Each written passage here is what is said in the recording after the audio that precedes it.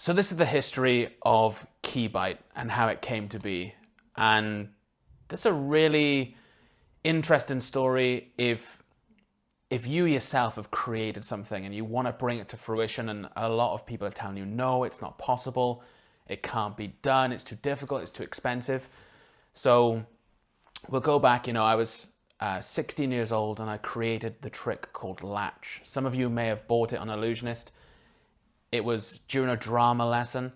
I came up with the idea of taking a key chain, like a split ring of a key and a key, throwing it, and in midair they would link. And when I did it, when I performed it, it was incredible. A lot of magicians that I knew at the time were blown away by the actual visual and how easy it was to perform. And I started to think, wow, I've stumbled upon a niche here, like its own subset of magic, key magic, something that's organic for everyone to carry, but something that's very underused, or at least under-gimmicked within magic. So I wanted to create, one of my favorite visuals is, and I'm sure you all remember when David Blaine on Street Magic borrowed a quarter and he bit it in half and then spat it back on, and you could see the girl's hair move when he blew that half of a coin back together. And I mean, it's one of those effects that stays with you as a magician. It made a massive impact on me viewing it and what I actually wanted to perform. I wanted to perform organic, close-up, in-your-face, borrowed objects magic. And I stopped using gimmicks. I started using cards because I didn't ever want to be without that.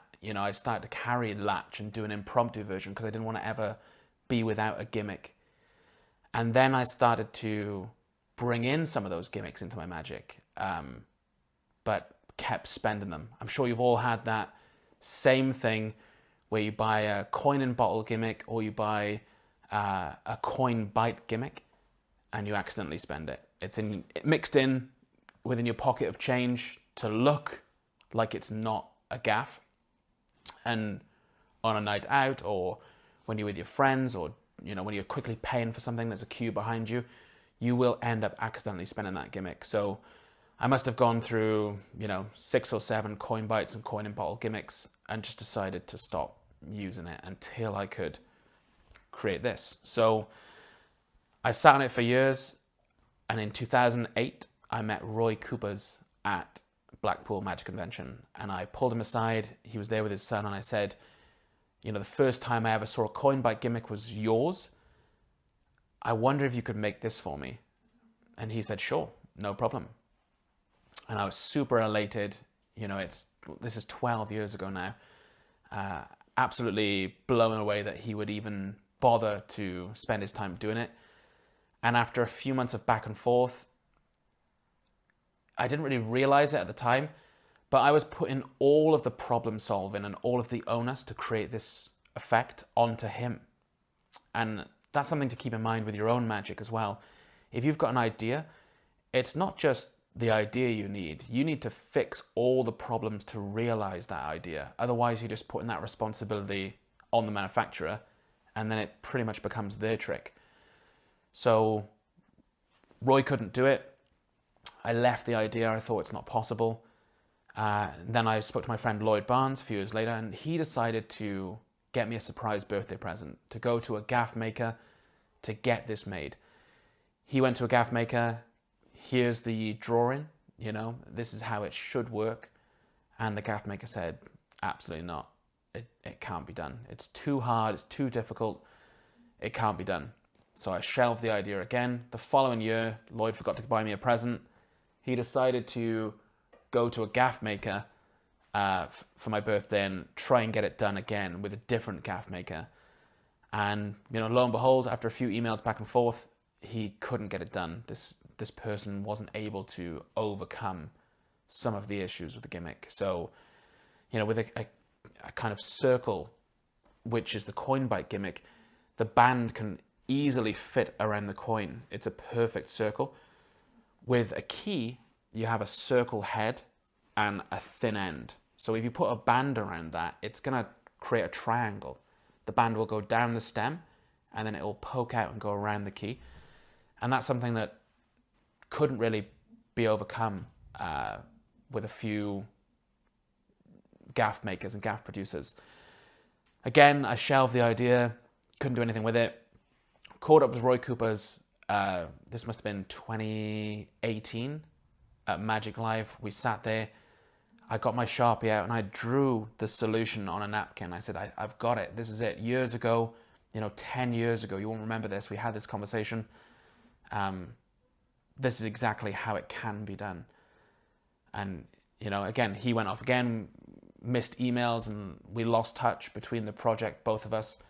And I didn't really pursue it because I'd been knocked back so many times that I didn't really have that value in the project. My self-esteem with the gimmick had been knocked so many times that I didn't really want to push forward with it. So I get talking to Jared Manley.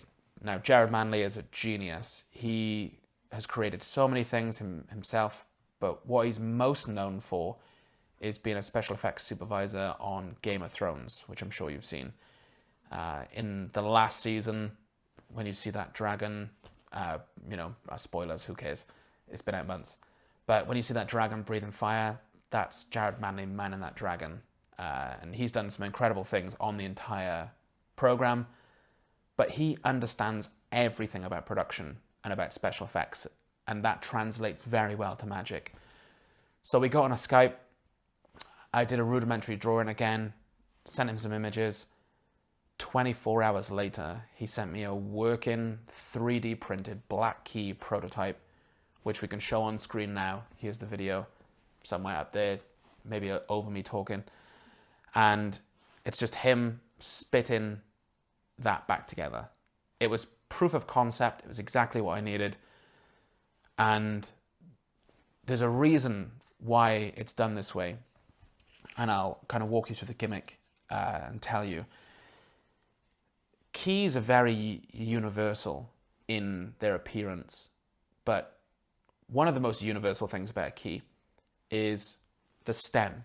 The stem on almost all keys all over the world looks exactly the same.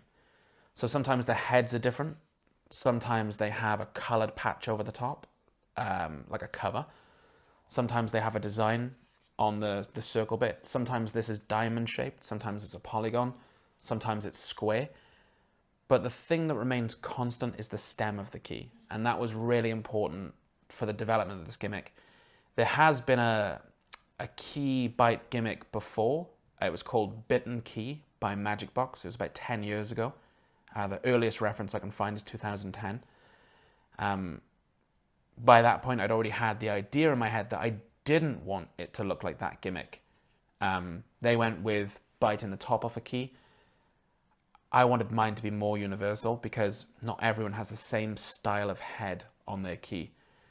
Another thing you'll notice is that this is silver, but when you take it out of the box, the other side of the key is brass. So this side is silver and this side is brass.